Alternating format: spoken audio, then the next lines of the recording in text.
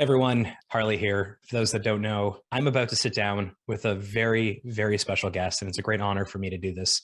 So let's roll the video and let's see who it is. The iconic, the legendary Venus Williams. Please, everybody, welcome Venus Williams. Please welcome Venus Williams. Venus, we're so happy you're here. Thank you so much for having me, and especially excited to be here because I use Shopify. It is always so great when we bring on guests who also have a connection to not just entrepreneurship, but also to Shopify. And that's kind of where I want to start is, from an outsider perspective, it seems to me that from a really young age, you had this confidence in yourself and this belief in yourself that I don't think most teenagers have or had. And I'm curious, what instilled that in you? Were you always like that, or did that come from your dad or coaches or role models? But what gave you the confidence to do some of the amazing things that you've done? Yeah, definitely sports, definitely mom and dad. My mom and dad had unwavering values for us that we had to take on as our own, which I'm so excited to say that I am just like my mom and dad. The transformation is complete. The upload is finished. I am them. But also sport. When you're focusing on what you can do and what you'd accomplish, and honestly, we get a good dose of failure sometimes too, that actually builds confidence. And when you're doing positive things, it helps you to know that, hey, I can actually do more of this. Did you find that as you were sort of growing up, did you find that you had these rituals or practices that you put in place every day to get you in kind of that right mindset? Was there something that you recall that at the time maybe it was a little weird or a little bit out there relative to your friends and your peers, but any sort of rituals or practices that you adopted early on that you've kept with you? I mean, I was a nerd. I'm still a nerd. I'm an undercover nerd in the body of a jock, I guess. So I don't know that I had any weird practices. I didn't have any superstitions. I always like to think it's the work you put in and not necessarily like, did you step on that crack and that will lead you to your next win? So nothing too crazy, no. What about sort of, an outlet, something that you do or did, and maybe you still do to escape or to recharge and reset? Have there been tools that you have been using your whole life, or some new tool perhaps that have allowed you to kind of recharge when that's needed? Yeah, I sing. My whole family does karaoke. So I travel with a karaoke mic. Actually, wow. And it's important to have a good quality mic because you want to make sure you get enough reverb to hide all the things that are not right about your voice, because no one's paying us to sing. Right. I use that during the pandemic too, when everything was quite crazy and you're not really sure what's happening, especially from a business standpoint. Just go and have a nice sing for a couple hours in the evening, and it was very rejuvenating. It's interesting. Is there a particular genre or a category of music that is your sort of go-to? Is it something weird, or is it pretty much pop, like top 40? I do not listen to pop. Okay. I do like pop from like the 80s and the 90s, but I specialize strangely in 80s new wave and in grunge. It's so weird. Perfect. Yeah. Sort of on the sort of topic of success, as we sort of, move from 80s grunge and karaoke, I'm curious to know, how do you define success for yourself? How do you celebrate success? One of the things that I think entrepreneurs are bad at are celebrating success. I feel like as an entrepreneur, or frankly, any high performance athlete, you kind of go from, challenge to challenge. And often we don't necessarily take a moment to say, hey, that was really great. I'm glad that, I feel good about that. So the first question is, how do you define success in your life? And then also, how do you celebrate if you do? Yeah, success for me is defined as enjoying your life, doing something you love, and being happy, because you could be the most successful person in the world, but if you don't have happiness, you don't have good health, you have anxiety, then none of it is worth it. So that's important. I learned also to celebrate my success and to pat myself on the back the hard way. I was playing this US Open match. I think it was like a quarterfinal or semifinal, very important one. And all I could think about was how terrible I was playing and how I wasn't doing what I wanted to do. And it wasn't until I looked back after the match had been lost that I was leading like 6-1, 3-1. The match is almost over, and I was so hard on myself about not being absolutely perfect that I ended up losing this match. And that was a hard lesson to learn, but then I learned, okay, as much as you're type A and you want to succeed, you also have to congratulate yourself on the things that you have accomplished as well. And so ever since that time, and people that I'm mentoring, that I play tennis, or even with my teams, it's about celebrating the accomplishments too. It feels like when you are high performing, whether you're a high performing team or an individual or you're type A, which I happen to know a lot of the people watching right now very well, and a lot of them are hard driving, leaders and builders and people that deeply care about their craft. And sometimes it's difficult to say, hey, that was really good, because you tend to kind of find, you tend to only see the faults as opposed to some of the actual, hey, that was really great. I'm really glad that play was made perfectly. And sometimes it's difficult to zoom out. And I think that's most entrepreneurs that use Shopify probably face the same thing as well. Yeah, I would imagine so. But also people are using Shopify because it makes their life easier. So that way they can have a reason to celebrate. And also I love how it makes it, I don't know, we're going to talk about this probably, but it makes it so much easier to learn and to grow. And I felt like years ago, I started out I don't really sit in the ECommerce or digital area, but it became a love of mine just because I started reading the blog. So I started reading the Shopify blog, and then I just realized, God, I love ecom. I was sitting in design and all these other areas, and then I have a huge involvement with ecom to this day, and I'm on with our team meetings twice a week with our digital team and marketing team, and I sit there and we just brainstorm, have a great time. I love it. We'll get to 11 because I want to talk a bit about it, because I assume this was intentional, but the design itself, I know aesthetics matter to you a great deal. That's obviously part of one of your businesses that you own is a design company. But I want to talk a little bit about how you thought about designing 11, because I think it's a beautiful, beautiful online store.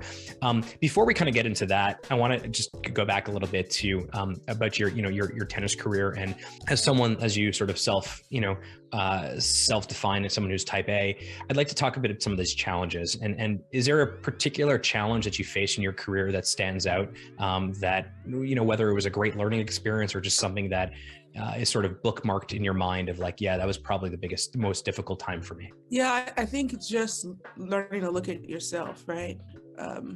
That was definitely one of the most, not difficult, but in the sense that when you lose, it's difficult, but also the biggest opportunity is looking at yourself. And I had just a really big loss at one point in my career. I was only 19. So, these losses come big on a world stage. And I had the opportunity to play my sister in this US Open final. She was 17, I'm 19, but I just couldn't pull it together. I was just so nervous, just choked my way to a loss. And after that, I really had to take a really even better look at myself and just realize, okay, I really have to do what it takes.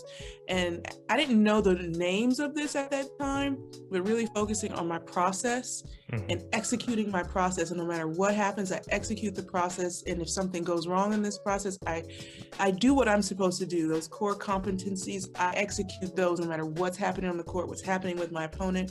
And at that point, I made up my mind, I'm going to do that. So I called it something else at that time, but now I call it like really having those processes, doing the right thing and doing it right and executing that. And then if I lose that way, at least it's a good loss. Yeah, it allows you to go into sort of that mental framework of, okay, here is the strategy, here's the process, here's the framework. And by going through that, that gives you the best opportunity, the best shot at success. It may not always happen. And I can only imagine what it must have felt like playing your sister, not just at not just in such a visible way, but on a global stage like that. That must have been unbelievable.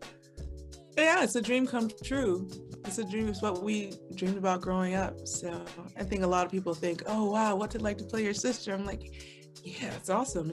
I'd love to see her get there. I love to get there. It's just the most exciting thing in the world. I don't think it happens that often in sports too. So I've done it quite a lot. No, it's wonderful. I read an article in preparing for this interview, and Simone Biles had said this of you and your sister. This is the quote: "The impact of Venus and Serena Williams have made, not only in sports but in life, have made a huge impact on my entire career. They paved the way for Black athletes as well as Black women, and I can't thank them enough." And I think part of what makes you so special and so unique and so, frankly, inspiring is that You are a big advocate for others, but also for things like mental health and self-care. And watching, I remember watching you back, fellow athletes like Naomi Osaka, for example, who have also been public about putting their mental health first. I'm curious, how do you manage your own mental health? And was that always something that was important to you, or is that something that sort of came later in life? Yeah, that was always important to me and also important to my family. But also, I think there's a few different buckets of mental health, right? There's mental health where you really do have a diagnosable issue, right? So that's a different level that you need to talk to a professional about. And then there's different levels of just taking care of your mental well-being. And I feel like I sit into that bucket, and a lot of us do. We're in that bucket. And also training yourself mentally too, to be able to handle life. Life's beautiful, but it can be very hard. And so how do you handle it? And some people cannot, because they have not had that mental training, and that starts at an early age. And let's say you didn't get that, then it's something that you can be intentional about and train yourself for. And also, before you get to these situations, think about how you want to handle it mentally. And that's something that I do on the court too, is, okay, when I get here to this point, it's match point, or I'm about to lose, or whatever it's about to be, how do I want to handle this? How do I want to feel? How do I want to step up to that line? So mental strength is not just, some people are born with it, but also it's something that you can acquire. So it's a work on it and visualize long before you get to that meeting or to that stressful situation, or the deadlines are piling up and the next thing you know, you're screaming. But long before you get there, how do you want to handle it? And how do you handle these situations? And that's intentional. And my mother was always a very strong component of that. My dad was to mental training. So I actually had that growing up, which is very interesting. And also just hopefully being in situations that you can choose. Not all of us have that choice, but I just remember at a young age, just being in a car and going to an event that I didn't want to be at. And I realized at that point in time, like, I really have to control my life. I can't just participate in it. I have to actually live it. And taking that moment at that time to say, yes, my yes is always yes. If I say yes, it means I can achieve it. And if I have not given my word, it means I cannot. So I'm very clear on what I can do and what I can do. And when I give my word, that's my bond for me. It's very important to me. Yeah. Derek Sivers, a great writer, has this book, which effectively is like, it's either needs to be hell yes or absolutely no. And if it's not a hell yes, then it needs to be no. And it's not just necessarily to protect your own time and your own cognitive capacity, but also it's not fair to the person that you're committing to. And so this idea of like, it's this binary, like if you're going to do something, you do it. And if you're not going to commit to it at that level of engagement, then the answer should be no. And that's the best way to do it. I'd be curious to know from an athletic perspective, an athlete's perspective, it seems like mental health is now very much talked about in a way that it was never talked about before. In fact, I think it was a little bit like, in many ways, it showed vulnerability, but it also 10, 20 years ago may have showed weakness. Whereas now I think talking about mental health shows strength and shows that you are thoughtful about your own capacity. Right. I really applaud the athletes that have had the courage to talk about that. There have been so many. And I think that's been encouraging for people, because athletes, people see that, as gladiators. And then also it's beautiful to watch, because you get to watch the triumph and the disaster, and everybody relates to that, to those moments where you win, and those moments where you literally can't stop crying because it's the world's worst loss. Right. And athletes being able to share what they're going through has been very encouraging. I'm not a sharer. I'm like very stoic, but it doesn't mean I'm not going through something.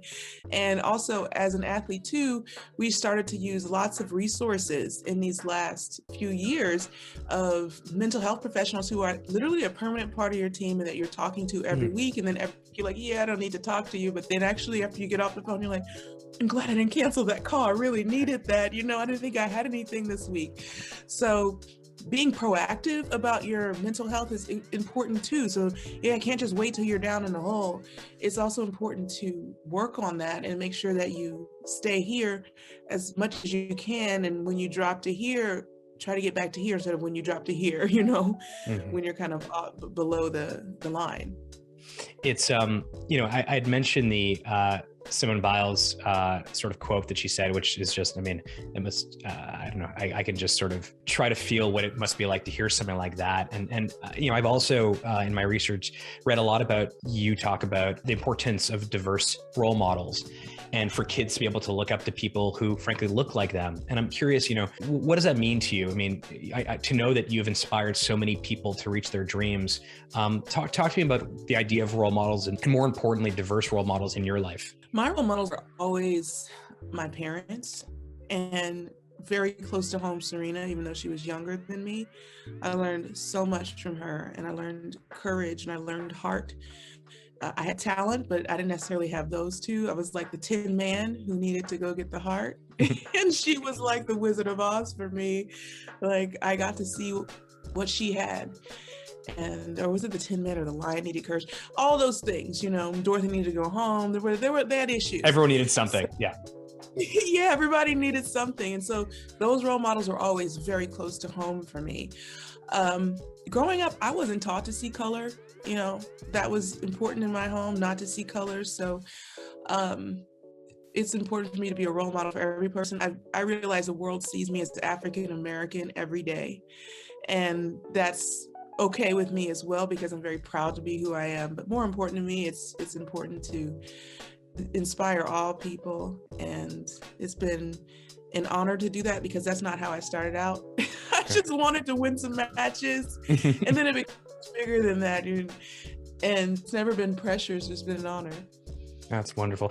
I love what you said there, where you just started wanting to win matches, and it's kind of amazing to watch how your career, before we jumped on, you and I were having a chat, and I said, it's so amazing the amount of different things that you get to work on right now, from sport, of course, but all across all your different businesses. One of the things we talk about at Shopify is the importance of team and that team dynamic. And I'm curious, can you talk a bit about the team that you work with to make, Venus Williams, and what does that team look like? Yeah, I have a little bit of complex life. So I have my tennis business, my interior design business, I have my activewear business, and then I guess I try to have a life, which I'm working on.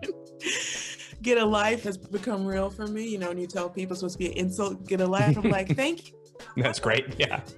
That show. So my tennis business obviously is it'll always be who I am. Even when I'm like old and on a cane with all my hip replacements, I'll be talking about, I'm better than that youngster over there. So that athlete part is always deep in my heart. And if I could play forever, I would. It won't happen. But with the new advances in technology, you never know. Mm-hmm. So that part is of course traveling the world. I have my agent and I have my coach, who is my second dad. I cannot tell him everything I do because he freaks out more than my real dad ever has. And so that's beautiful. And I have my physical therapist, and that's my tennis team. I don't roll very deep. I don't like to be surrounded by a ton of people. So very, very small. I have a part-time personal assistant. I don't really have a full-time person. And my activewear team is obviously they're stars. I think they work maybe harder than I do. They never make excuses, and it's fantastic to work with them. And I learned so much from them, and they're inspiring to me. And they're wonderful. The ones I assume that spend the most amount of time running the Shopify store, spending time in the Shopify admin. Yes. Of course, I have the Shopify on my phone, so that way I could stay up to date with everything that's happening, no matter where I go in the world. Sweet, that's great. Do you still get the cha-ching sounds, or did you turn it off because you're getting too many orders?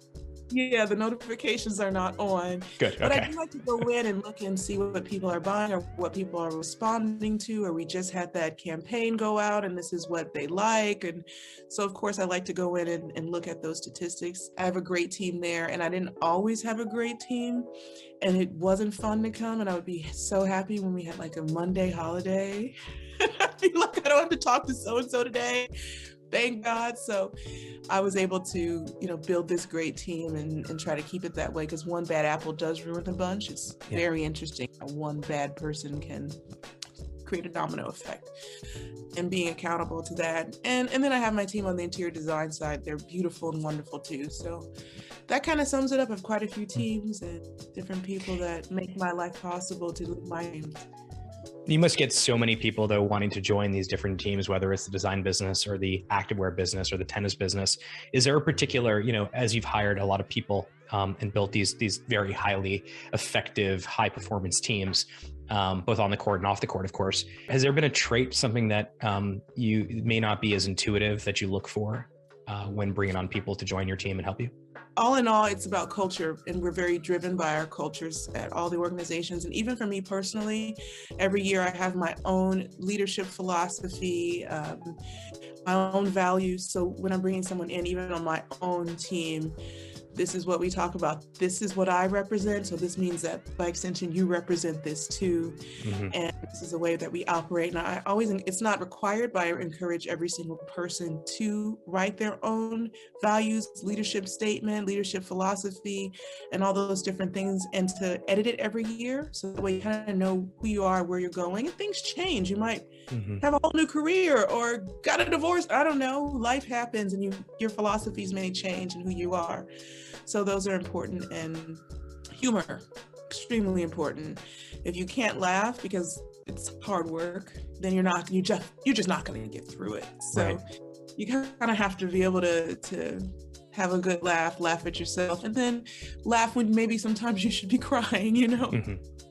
Yeah, it's I agree. The ability to sort of laugh at yourself is really important. And I think it's something that as you have some success and as you become busier, it becomes more and more difficult. It becomes more challenging to say, okay, that was a real bonehead move. And I think what it does often is it diffuses the situation. It allows people to help, it invites people in to participate in the retrospective of okay, guys, I made a really silly move here, and let's talk about that for a little bit. I think the ability to not take yourself too seriously, that ability becomes more and more difficult as the stakes get higher, where more people are depending on you, and you're playing, in some, world championship match.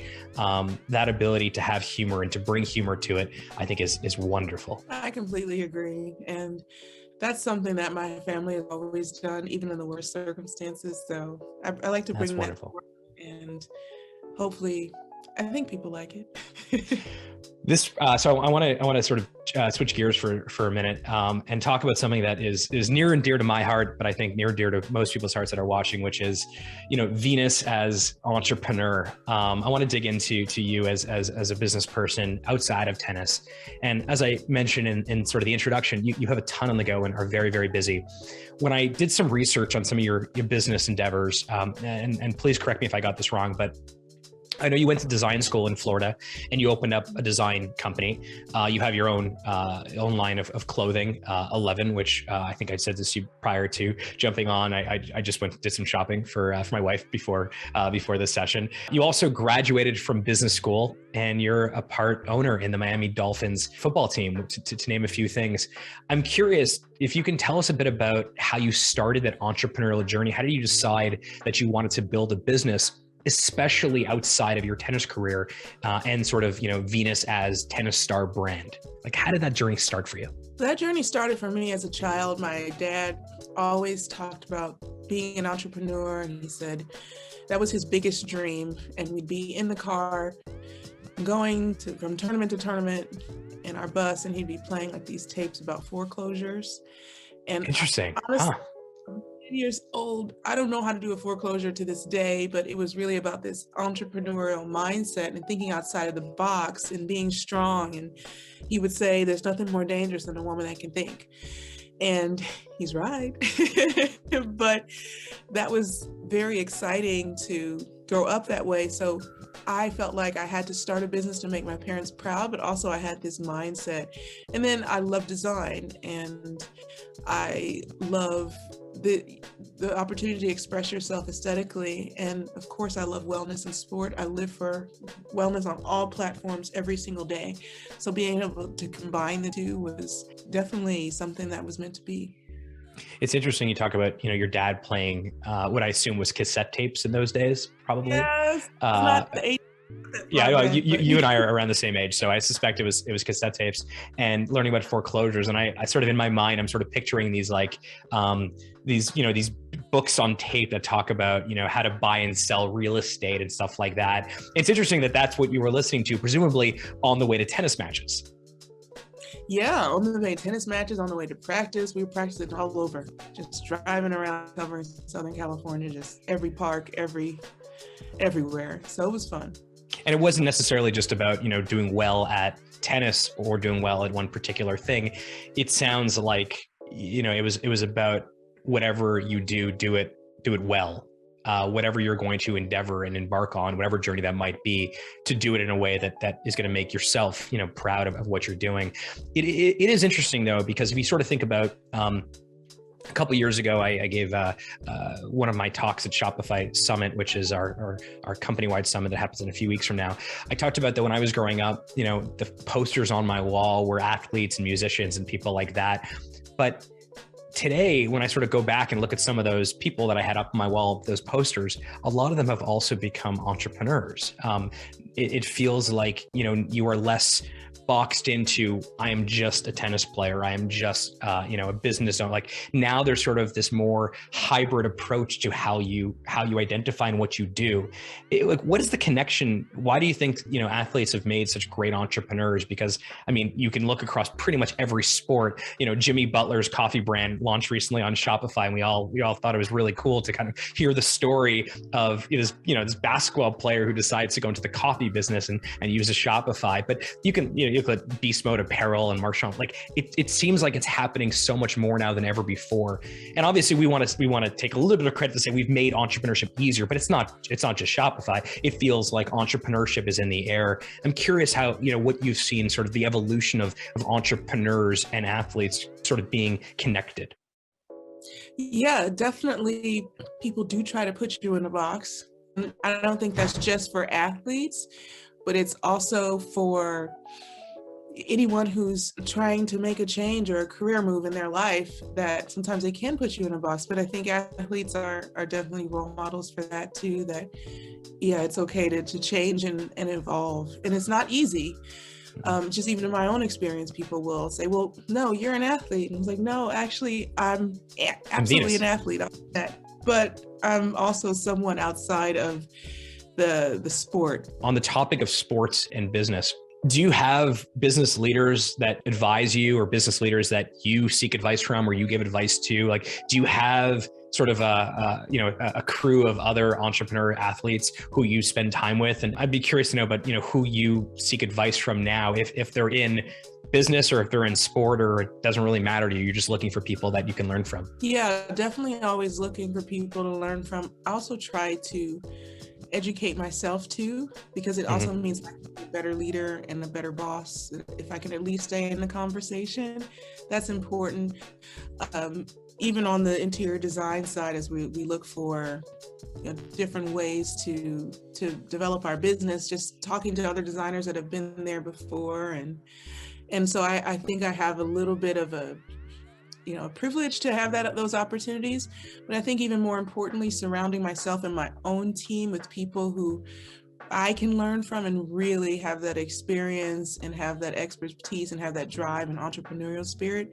That's probably the most important thing, to be honest. How do you work that out? Or is it more just kind of as things come up? Is there a system that you use for prioritization on a sort of day-to-day basis? As busy as I am, prioritization is extremely important, because it means that time doesn't get taken up by something else. So if I can have standing meetings, standing calls, periods of time that are just blocks of time that I can make sure that I'm giving to the appropriate teams or the appropriate business, is extremely important. And when that doesn't happen, that's when chaos breaks loose, and it makes my mind also very chaotic, because I feel like I'm missing the boat and missing something and missing the connections, and things are falling through the cracks. So that's super important for me. And of course, then those meetings get canceled and rescheduled, and that's a part of life too. But as long as we know that this is happening. Right. You mentioned earlier that you never expected or anticipated that you would be really into e-commerce, and you are now. And I'm wondering, a couple of things when you think about e-commerce, or frankly just replace that with modern commerce. One of the things that we've spent a lot of time thinking about is that it feels like it's the best time ever now to build a brand, to build a business, because frankly, for the first time, maybe, ever, you now can reach a global audience sitting in your basement like I am now, or sitting in a hotel. Is that what you like about e-commerce? Is it the creativity, is the ability to, hey, I have an idea for something, and then an hour later you can have that up and merchandise and for sale on the store and sell to go? Like, what about e-commerce was attractive to you? Because it's obvious, given you love design, why you go into interior design, but building a brand, you could have decided to go and sell, do only wholesale and just have a wholesale business where other stores are responsible for reselling those products. But you specifically and very intentionally did sort of the direct to consumer model, which is, I want to sell these direct to the people that want to buy them. Curious to know about that. Yeah, there's so many opportunities, and the barriers for entry are so much lower now because people can sell directly to consumer, and they can have this opportunity to speak directly to them and speak to them. And that part's exciting too. And I never really thought I would have a love for e-commerce because I just didn't think I had that expertise or that I could have any way of knowing like how this is all done. But what I started to love was the psychology behind it, the opportunity to get to know how your customer operates, what they're thinking, what doesn't work, what does work, and to see, where the friction might be happening on the website, and also where it is of ease, what people are loving. And I think more than anything, I started to fall in love with the psychology. And you would think that, okay, I would maybe love the design or the UX, but in the end, I like getting into the heads of people who want to be associated with us. Right. Yeah, it's fascinating because I guess you can actually see in real time what everyone thinks about any new product that you list on the site. You can see it on social media. You can read it in comments. I'm sure you get tons of email. When the confirmation email goes out that you've now bought something from 11, I assume you get replies and say, hey, this is really cool. Or that idea of having this like hyper real-time feedback and a conversation with the end consumer is just so different than it's ever been, where you go to a store, you bought someone else's product from a retailer, and then the opportunity for you to engage with the person who conceptualized and visualized this product, that there's no room for it. And there is in direct to consumer, which is, I think, so cool. Yeah, it is. And it's just going to get better. It's just going to be even more opportunities to do that. And, I can't wait for what the future will bring. Me too. What are some of your biggest challenges as an entrepreneur? Again, across any of these businesses, doesn't have to be anyone in particular, but what is challenging to you today that doesn't be the biggest challenge, but something that you're really working on now from the entrepreneurial lens? Right. I think operational processes are extremely important.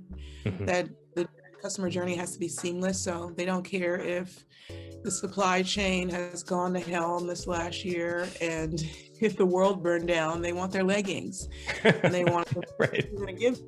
So I think that's always a challenge. Obviously this year, onboarding new partners can sometimes be a challenge too.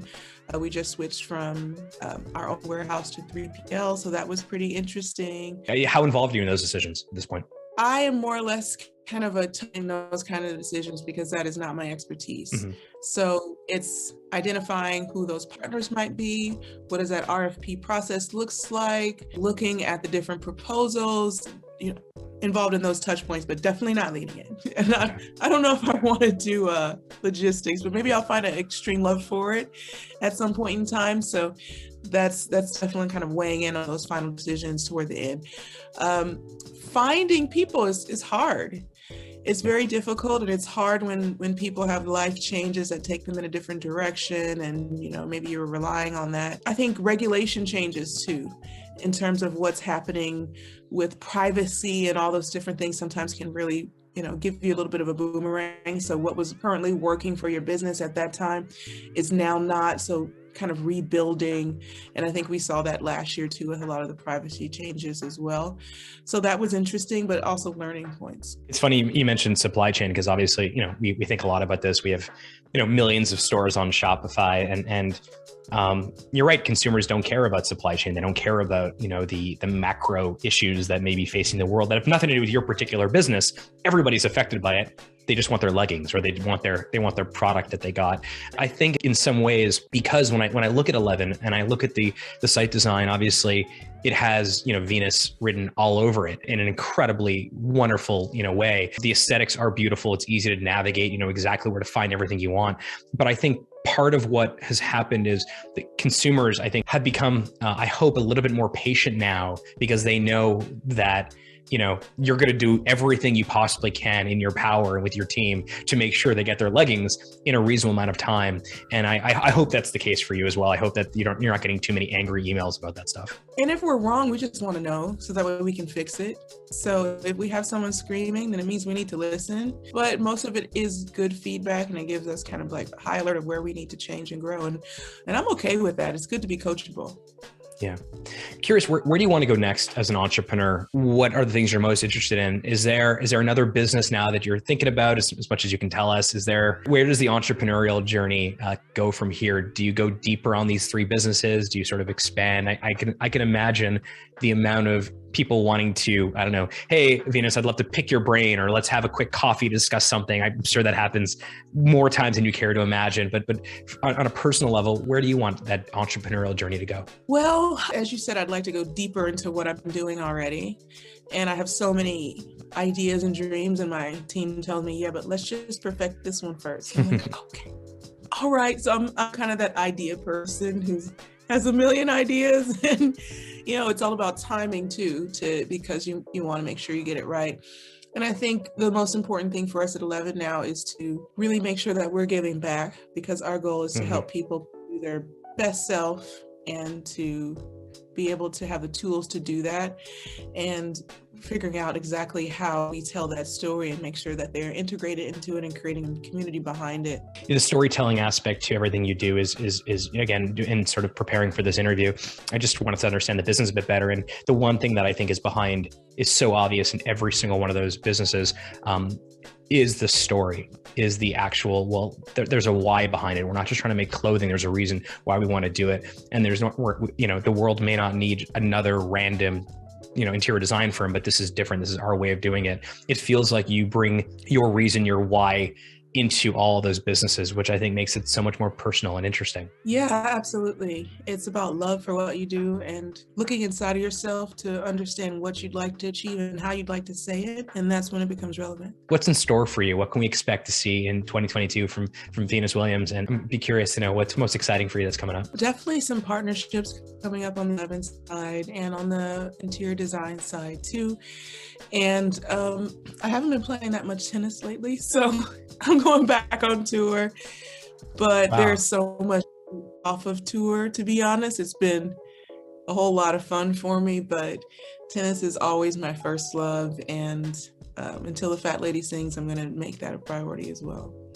When you say you're going back on tour, does that mean, I guess, ruthless prioritization becomes even more important? I think for me, my main focus is focusing on the competition. And in this time that I've been away, it's really opened my eyes to that's really all it's about, is getting the best out of yourself and letting nothing get in the way of getting everything you can out of yourself, and then enjoying that. Just enjoying the competition, enjoying those pressure moments, and just stepping up to the line and saying, I love this. This is why I'm here. And when I come back on tour, that's what I'm focused on, is just me and just that process and executing the process again. We talked a bit about obviously karaoke, and we talked about music a little bit, but is there a song right now that, if you were stepping on the court, whether for a practice or for a big match, what's playing in your AirPods or whatever you're listening to? I come off different songs, and I have this physio, and we just started working together, and she's from Spain, and so I've kind of indoctrinated her to because I just kind of, not in a rude way, but I just live my life and I'm me, and even if it's a little weird, I do it. So like we were walking into this hotel and there was a song I liked and I just played it on my phone. She's like, no, don't do that. They're going to tell you to turn it off. I was like, well, they will. But I'm like, so we got used to it. And now when we walk in places, like my sister, her and I, we have a team called Team V, which stands for Team Venus and Isha. And it's a Roman numeral. And so we're all Team V. We go places, we have a song that we play. That's our song. So you're playing it like off your phone as you walk in somewhere? It's definitely not on a boombox on the shoulder. Well, I just mean it's not in your ears though. It's like everyone else can hear it too. Yeah. So Amazing. I think that song was what was I don't know, let me look on my phone. It's by Alex Cortez and it's called Tantalizing Love. It's just like this electronic chill beat. Cool. And you just play it in the morning when you wake up and you get started, or you play it in your hotel as you're walking in. It doesn't really matter when you play your song as long as you're playing it. Well, for all those watching, next time you see me in person, I suspect you will see me having my own walk-in music that I'm walking around to, whether or not you want to hear it or not. I'm totally going to take the Venus version of that. Just share with me what your song is, though, right now. It's a good question, actually. Let me see the song. Let me check on my phone here what I'm listening to mostly. The truth is I have little kids, so there's a lot of there's like Nutcracker is big because my kids are really into ballet right now. They love Dua Lipa, so there's like a ton of Dua Lipa playing pretty much perpetually across my house. But let me actually see my what's Edamame. I really like Rich Brian. I don't know if you know that song. It's really cool. That's probably the one I would. It's Edamame is a great song. Yeah. Guess what I'm listening to this morning here in LA? Edamame after this. Perfect. I please send us a video of you walking in somewhere and listening to that. Look, before I let you go, I just want to, is there a message you want to leave our team with?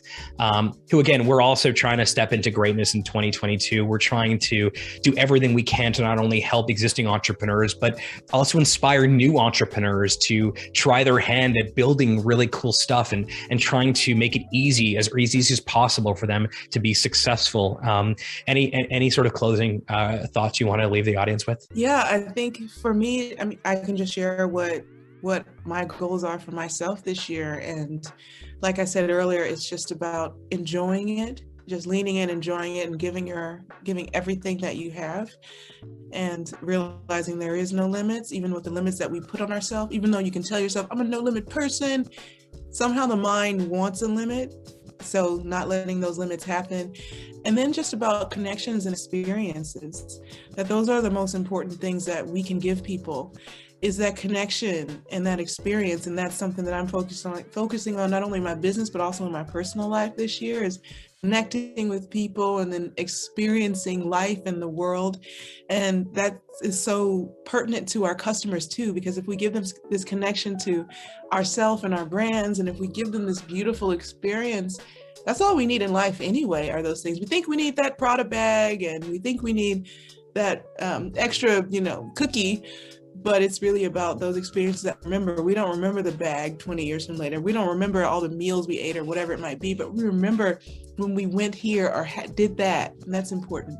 I love that. That's wonderful. Well, look, I'll just say your story, your grit, your determination, your confidence, your resilience there is incredibly inspiring. And we are so lucky to have you here with us today. And so I just want to say thank you. It's been a pleasure speaking with you, Venus. And also thank you for being a wonderful example of a Shopify merchant. Thank you for being a great entrepreneur. You're the reason that we get up every morning. You're the reason that we work so damn hard. And we feel very fortunate that we're playing a very, very small part in your journey of building your businesses. And if any of you want to check out 11, it's 11byvenuswilliams.com. It's an amazing example of a Shopify store. And thank you so much for joining us here today.